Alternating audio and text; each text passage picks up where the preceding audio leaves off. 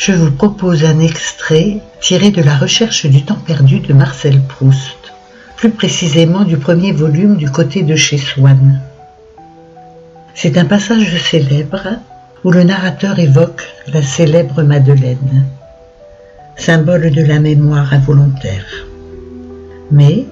quand d'un passé ancien rien ne subsiste, après la mort des êtres, après la destruction des choses, seule,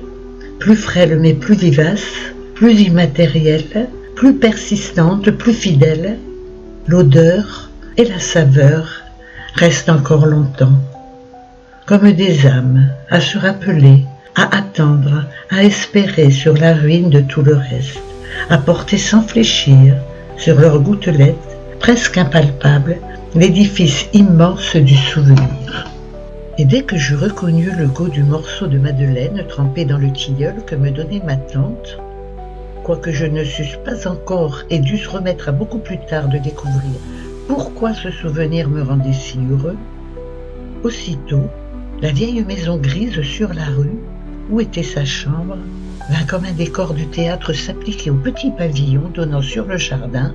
qu'on avait construit pour mes parents derrière.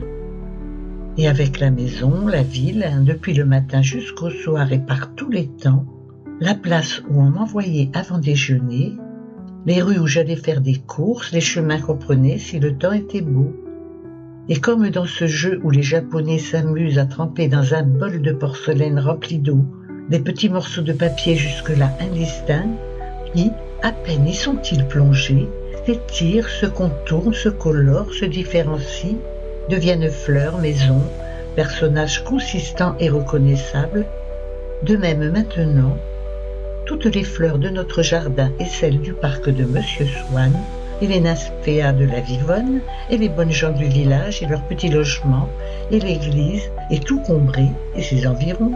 tout cela prenant forme et solidité, est sorti, ville et jardin, de ma tasse de thé.